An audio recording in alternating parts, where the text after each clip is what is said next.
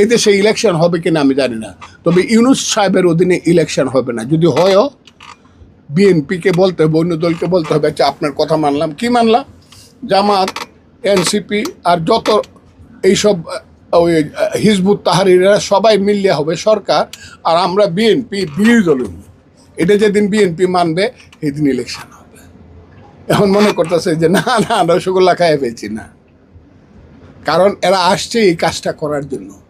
এই দেশটাকে একটা সাম্প্রদায়িক, একটা জঙ্গি, একটা অমানুষদের দেশ করার জন্য, মানুষের দেশ না অমানুষের দেশ করার জন্য এরা এখানে আসছে।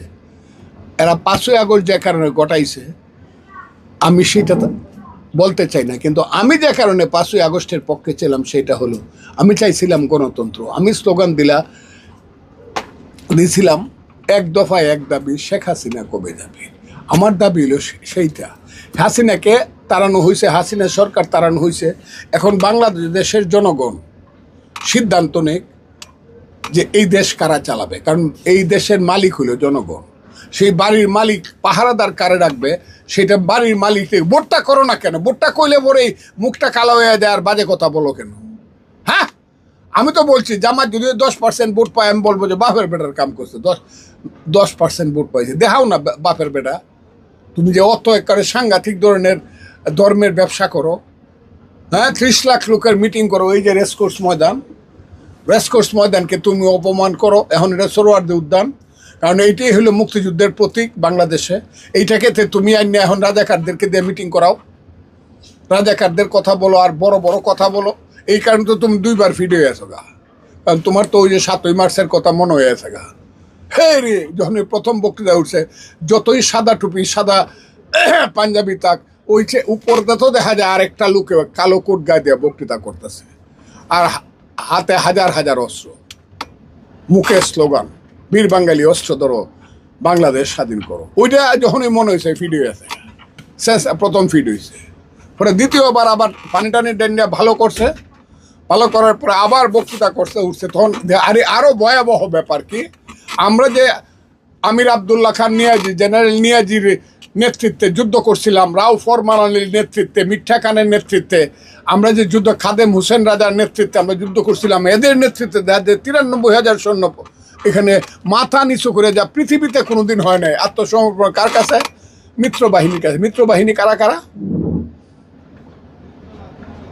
মিত্রবাহিনী এবং মুক্তিবাহিনী, এই যৌথ বাহিনী মিলিয়া এদের কাছে কে আছে? মিত্রবাহিনীর পক্ষে আছে কে?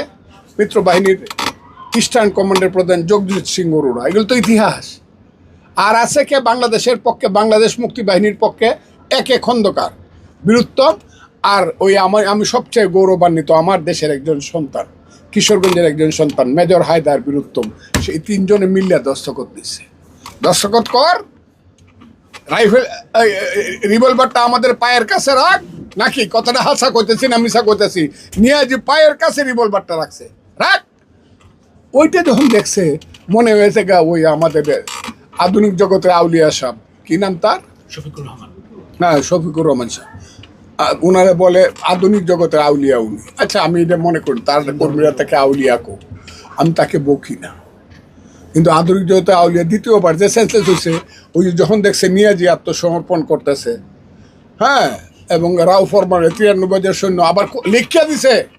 আমি আজকে দেখিতে পারো, এখানে লেখা আছে, সবটা আছে এখানে। শুধু ওরা আত্মসমর্পণ করবে না, যারা তাদের সহযোগী ছিল, আলবদর, রাজাকার, আল শামস, 3টা কথা লেখা আছে, এরাও আত্মসমর্পণ করতে হবে। তখন এটা মনে সেন্সলেস হয়েছে। এরা আবার রেস কোর্সে আসে কেন? এটাকে অপবিত্র করার জন্য। কারণ রেস কোর্সে এরা ইতিহাসটা হলো বাংলাদেশের মুক্তিযুদ্ধের ইতিহাস। আমি আজকে বলি, যত কথাই বলেন, ইউনূস সাহেব যদি দেশটার ভালো চায়, আমি এখন আর বলতে চাই না যে উনি দেশটার ভালো চায়, যদি চায় তাহলে উনি নিজের মুখে যে কথাটা কইছে যে ফেব্রুয়ারির প্রথম সপ্তাহে ইলেকশন হোক, এবং তারেক রহমান সাহেবের সঙ্গে যে চুক্তি বা যে কথা, চুক্তি নাই বা বলা কথা যে দিয়েছে, এবং উনি যে মিটিং করে বাংলাদেশের মানুষের সামনে 5ই আগস্ট কইছে মানিক এভিনিউতে বক্তৃতা করছে প্রথমে এবং রাত্র 8টায় টেলিভিশনে বলছে যে আমি ইলেকশন ফেব্রুয়ারির প্রথম সপ্তাহে দিয়ে দিব। উনি তো আমি মনে করি, এখনও মনে করি নোবেল লরিয়েট এবং উনি মহান মানুষ। উনি ওনার কথা ঠিক রেখে ইলেকশনটা দিয়ে, ইলেকশনে বাংলাদেশের মানুষ যাকে ভোট দেবে, যে মেজরিটি হবে তার হাতে উনি দায়িত্ব দেন।